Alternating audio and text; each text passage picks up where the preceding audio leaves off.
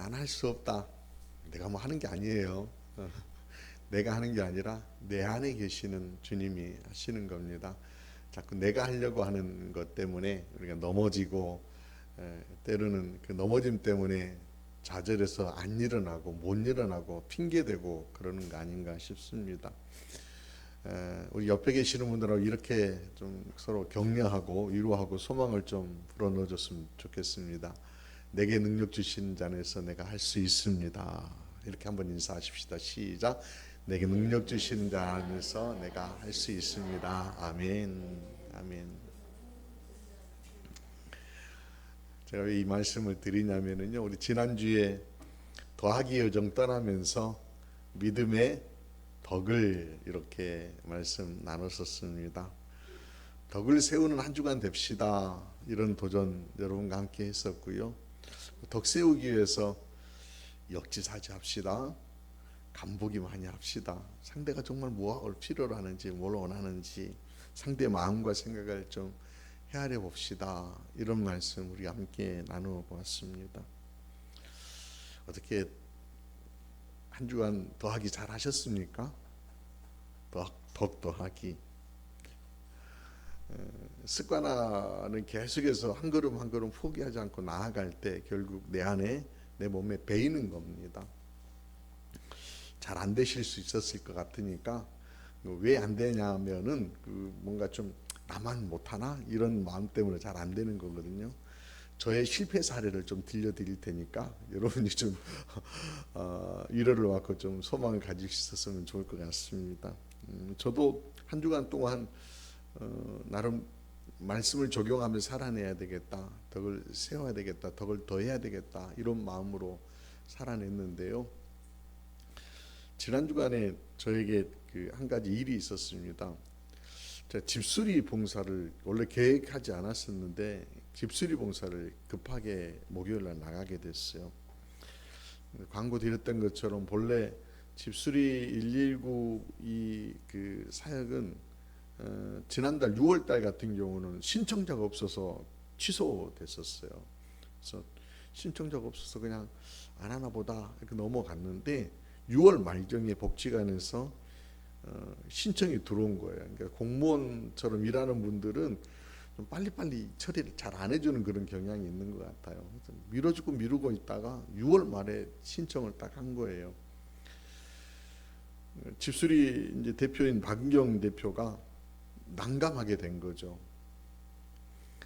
왜 그러냐면은 보통 집수리가 7, 8월 달에는 집수리 봉사를 하지 않습니다.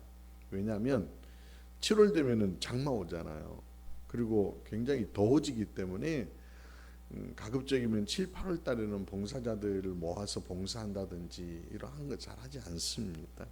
그래서 쉬는 기간으로 정해져 있는데 급하게 6월 말에 들어왔는데 그 들어온 요청 사항들이 대부분 어르신들 방충망, 방충문, 수전, 전기 등 교체 이런 거예요. 그러니까 전기 등이나 수전은 견딜 수 있는데 방충망하고 방충문은 필요한 게 여름이잖아요. 그러니까 이게 좀 난감한 거 이거 어떻게 해야 되나 의견을 듣기 위해서 연락을 해왔어요. 어떻게 했으면 좋겠습니까? 봉사가 가능합니까? 이게 묻는 거예요. 솔직히요, 정말 솔직히 피하고 싶었습니다. 제가 작년에 굉장히 안 좋은 경험이 있었어요. 작년에는 장마가 비슷한 시기에 들었는데 6월 달에 한번 집수리 봉사를 나갔다가 제가 비를 쫄딱 맞고 봉사했던 적이 있었습니다. 그때 얼마나 힘들었던지 제 손바닥에 물집이 다 잡힐 정도로 그렇게 좀 잘 안 되는 거예요. 그러니까 비 맞으면서 봉사하려다 보니까 체력적으로도 좀 힘들고 또 아무래도 이렇게 비 맞으면서 손이 이게 퉁퉁퉁 부르니까 뭐 이렇게 연장 하나 잘못 움직이는데 손바닥에 다 물집이 잡혀가지고 힘들더라고요. 그래서 가급적이면은 비 올 때는 하지 맙시다 그랬는데 딱 장마 시기에 이거 할 수 있냐고 요청한 거예요. 솔직히요, 하고 싶지 않더라고요. 그래서 이거 9월 달에 하면 안 될까요? 그랬더니 이런 말씀을 하는 거예요. 어르신들이 기다린대요. 그 얘기 들으니까 갑자기 설교 말씀하고 이렇게 딱 겹치면서 역지사지하라고 그래놓고 넌 역지사지 안 하냐? 이런 마음이 드는 거예요. 그래서 합시다. 비가 오든 그냥 해야지 라고 해서 목요일 날 봉사를 나갔어요. 근데 다른 날은 비 오다가 목요일 날도 비가 안 오네. 목요일 날 저녁에 비가 왔죠. 밤늦게 비가 왔죠. 그래서 은혜스럽게 좀 나름대로 의미 있게 집수리 봉사를 하고 왔습니다. 덕을 세워 나간다라고 하는 것, 이게 가끔가다 이렇게 툭툭 걸려가지고 넘어지는 일들이 우리 가운데 분명히 있습니다. 잘 안 되는 경우 있습니다. 어떻게 해야 될까요? 그럼에도 불구하고 우리가 우리 신실함을 세워내기 위해서 다시 한번 도전하는 마음을 가지고 다시 일어서서 나아가는 것이에요. 하는 거예요. 그러다 보면 어느 순간 넘어질 수 있겠죠. 넘어지면 포기하지 마세요. 다시 일어서 하면 되는 거예요. 그러니까 믿음의 덕입니다. 오늘은 이제 두 번째 시간인데 더하기 여정 두 번째, 믿음 위에다 또 뭘 더하라고 하세요? 지식을 더하라고 합니다. 지식. 한 주간 동안 설교 준비하면서 덕의 지식? 덕의 지식이 왜 필요할까? 지식을 더한다라고 덕이 풍성해질까? 도대체 어떤 지식을 말하는 것일까? 그러니까 일반적으로 지식, 사전적인 의미로 보자라고 하면은 교육이나 경험 또는 연구로 얻은 어떤 체계하던 인식을 지식이라고 우리가 이렇게 말하잖아요. 이런 지식을 더하는데 무슨 덕이 필요할까? 덕 위에 지식이 필요할까? 이런 생각이 들어졌습니다. 지식이 모자란가요? 현대사회를 살아가면서 여러분 지식이 지금 모자라나요? 우리 지식이 좀 모자란가요?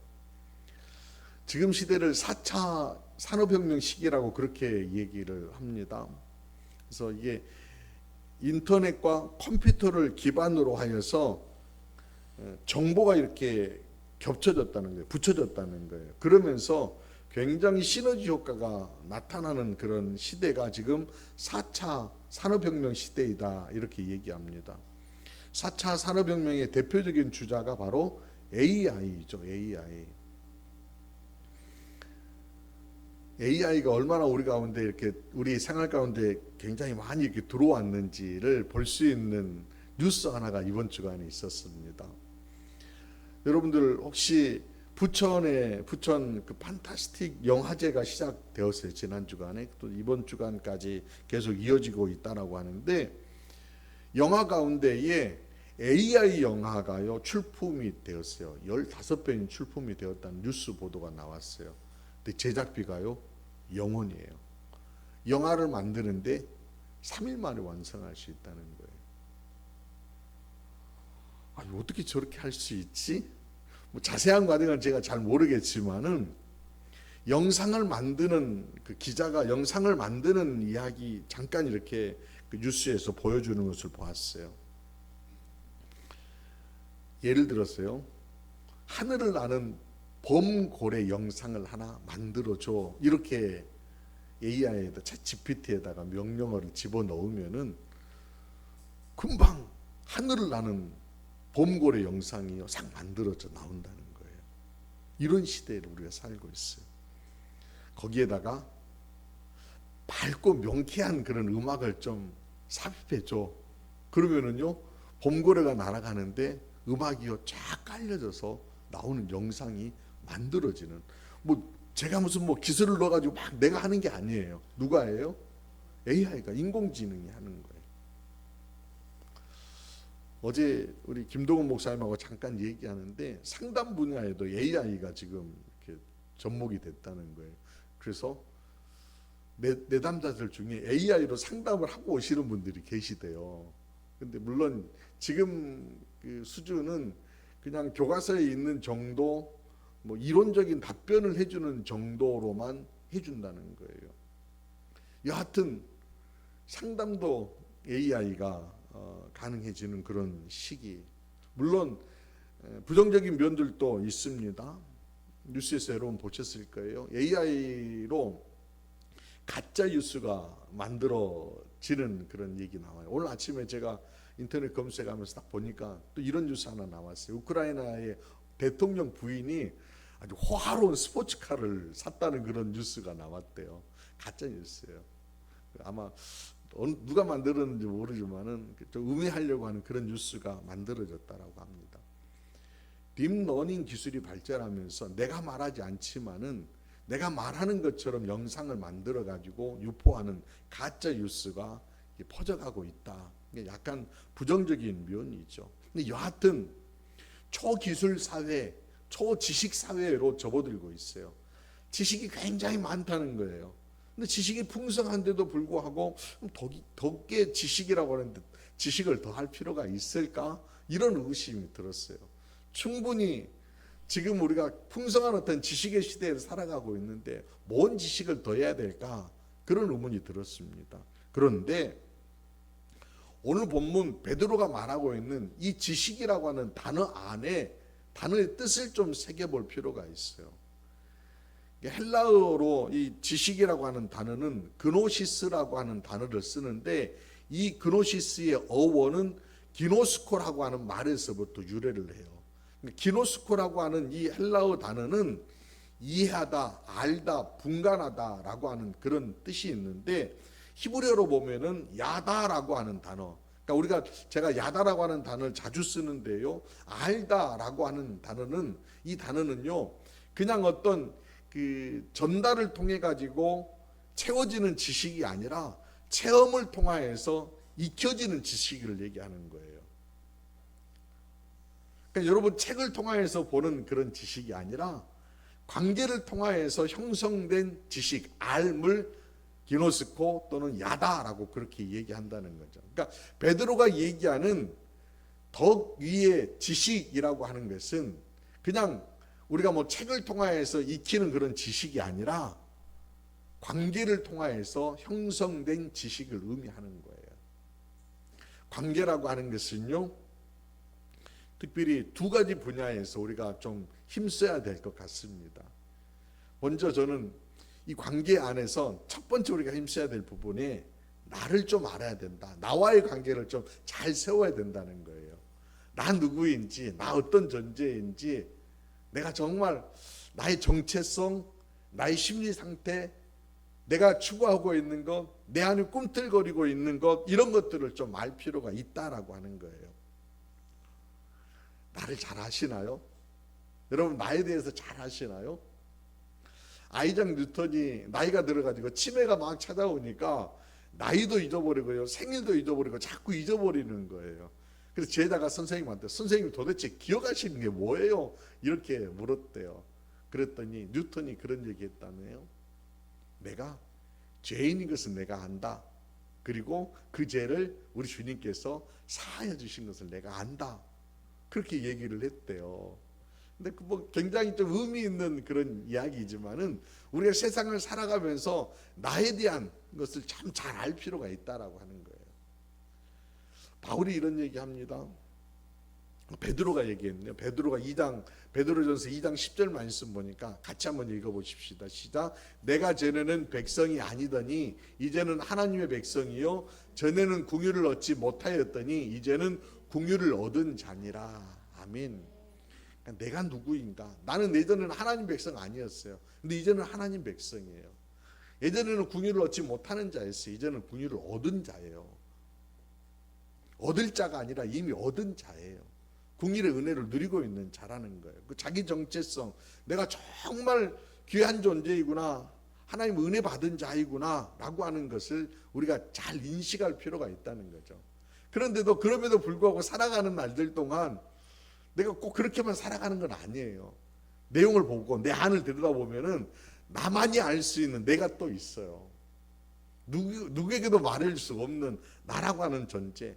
가면 쓰고 있고 가식으로 치장하고 있고 연극 배우처럼 행동하고 있는 나를 내가 잘 알고 있다는 거예요. 그러지 않나요? 우리 조금 전 영상에서 김동현 선수가 했던 고백 우리가 보았지 않습니까? 예수를 주로 고백하여서 신앙의 길들을 걷고 있지만은 여전히 뭔가를 드러내고 싶고 돋보이고 싶고 하고 그런 욕망들이 내 안에 있더라라고 하는 것들을 발견했다는 거예요. 김동현 선수가 하는 얘기예요. 하나님의 영광을 위해서 경기하는 것이 아니라 나 드러내기 위해서 경기했더라. 그렇게 솔직하게 고백하는 거예요. 그걸 아는 것이 굉장히 중요하더라는 거죠. 그 지식을 아는 것이 중요하다는 거예요. 이것이요, 도리어 나를 아는 것이 왜 중요하냐면은 나의 삶을 교정해낼 수 있고요, 반듯하게 살아낼 수 있기 때문에 그런 겁니다. 나를 감추고 사는 사람들은요, 끊임없이 그 연극 배우처럼 계속해서 사는 경우들이 얼마나 많습니까? 우리 주변에. 그것 때문에 결국은 마음의 병들이 들고요, 가식적 행동 때문에 사람과의 어떤 관계들도 깊어지지 못하는 거고요, 또 하나님 앞에 나아갈 적에도 자꾸 그런 모습으로 나아가려고 하기 때문에 우리가 하나님을 온전하게 내 안에 모셔드리지를 못하는 거예요. 나를 알아야 돼요. 내가 어떤 존재인지. 부족함이 있으면은 내어놓고요, 다시 궁의를 얻은 자이니까 그 궁일로 나를 용서하여 주옵소서, 이렇게 구할 수 있어야 되잖아요. 그러십시오, 여러분들. 지속하여서 성령의 음성, 말씀의 거울을 통해서 비춰주시는 나 자신을 살피면서 알아차림의 시간들을 여러분 놓치지 않기를 바랍니다. 그래서 유혹의 바람 앞에 설 적에요, 시험 앞에 설 적에 말씀으로 이겨내는 여러분 될 수 있기를 바랍니다. 교만의 틈이 나를 다가올 적에 은혜 책임을 통하여서 메꾸고 겸손의 종으로 설 수 있기를 바랍니다. 시련의 폭풍이 나에게 몰아쳐서 넘어뜨리려고 할 적에 내가 하나님의 자녀인 것들을 확신하면서 주님 손 잡고 주님 자녀답게 일어설 수 있는 여러분 될 수 있기를 바랍니다. 이거 나를 알아차리면서부터 시작하는 거예요. 두 번째는요, 나를 알았으면 이제는 주님을 더 깊이 알아 나아가야 되겠죠. 주님을 더욱 알아 나아가는 거예요.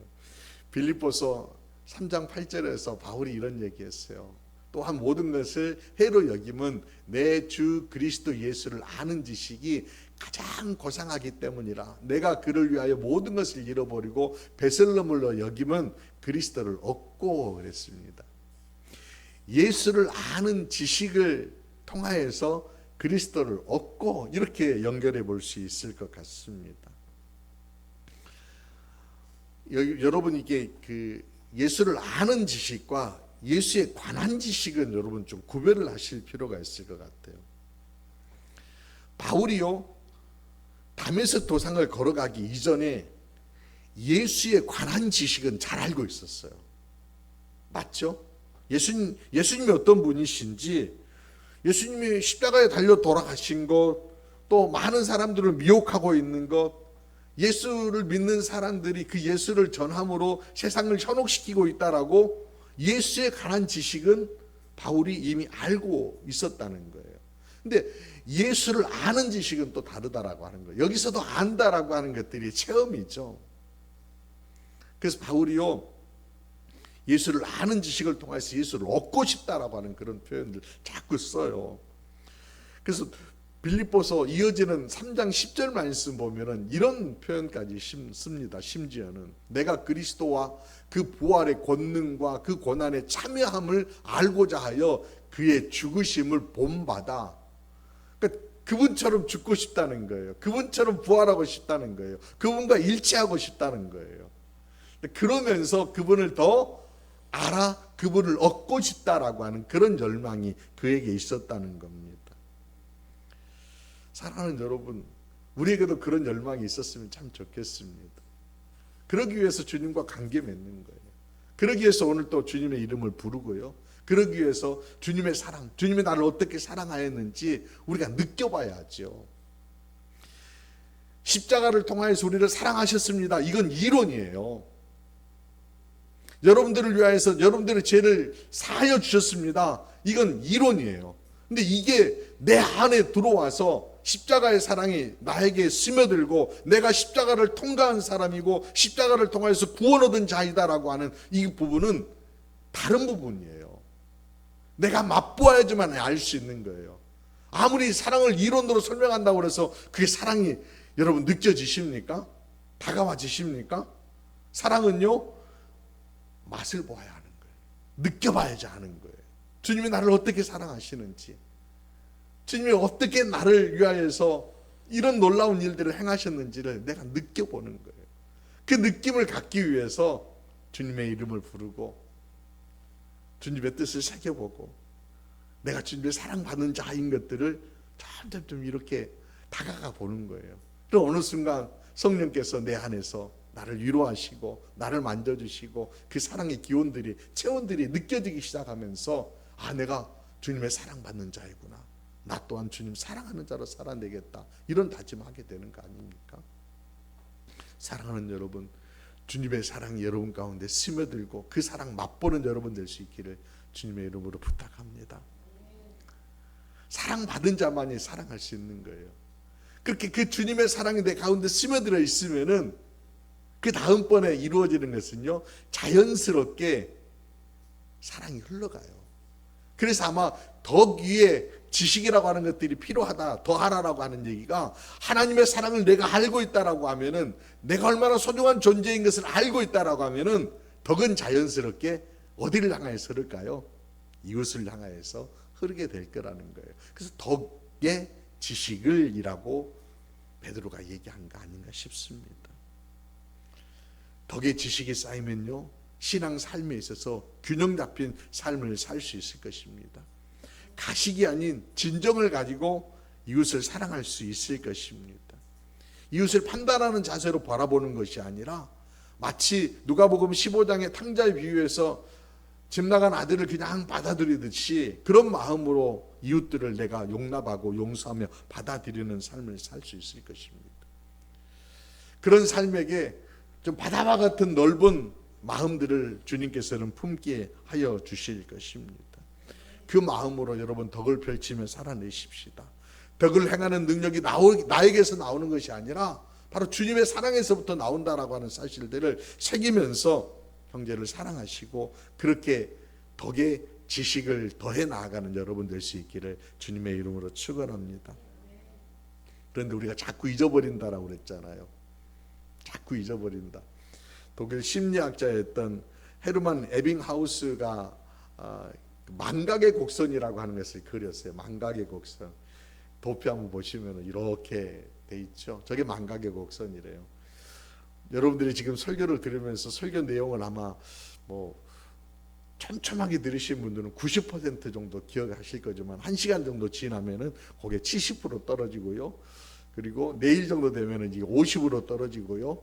또 다음 주 주일날 다시 물으면 여기에 한 30% 남아 있는 분도 계실 거예요. 근데 이걸 하여튼 어떤 유지하는 방법이 있어요. 망각의 곡선이 떨어지지 않도록 탱탱하게 유지하는 방법. 습관화예요, 습관화. 자꾸 묻는 거예요. 반복하는 거예요. 반복해서 하다 보면은 결국 어느 순간 탱탱하게 그 망각의 곡선이 유지될 수 있다는 겁니다. 자, 우리 복습하십시다. 지난주에 믿음의 뭐였습니까? 덕입니다. 이번 주 또 복습하십시다. 덕의 뭐입니까? 지식입니다. 덕의 지식을 여러분들 새기면서 한 주간도 믿음의 여정 신나게 달려낼 수 있는 여러분 될 수 있기를 바랍니다. 주님의 사랑이 우리 안에 뜨겁게 역사하는 시간들을 세워낼 수 있기를 바랍니다. 그 사랑이 이웃에게 흘러갈 수 있는 그런 산들을 만들어내는 여러분 될 수 있기를 바랍니다. 그로 인하여서 우리가 하나님의 자녀인 것을 세상 가운데 드러내며 이것이 하나님께 영광이 되어지는 여러분 삶이 되어지시기를 주의 이름으로 축원합니다. 기도드리시겠습니다. 우리를 자녀 삼아주신 거룩하신 하나님, 죄인들을 멸하지 않으시고 십자가의 사랑을 펼쳐주신 주님의 사랑을 믿습니다. 우리가 자녀됨을 누리면서 살아가고 있는 것을 또한 믿습니다. 믿음 위에 덕을, 이젠 덕 위에 지식을 더하여 날마다 나를 살피는 눈과 또 주님의 사랑을 새기는 삶을 살아내므로 바른 정체성 품고 주님의 자녀답게 주님과 동행하며 주님을 알아갈 뿐만 아니라 주님의 뜻을 세상 가운데 펼치는 하나님의 자녀들 되게 하옵소서. 거룩한 성품을 품어서 이 땅 가운데 거룩한 빛 되게 하시고 만나게 하는 사람들 살아낼 수 있도록 주장하여 주옵소서. 살아계시며 우리를 도우시는 구주 예수 그리스도 이름으로 기도드리옵나이다. 아멘. 아멘.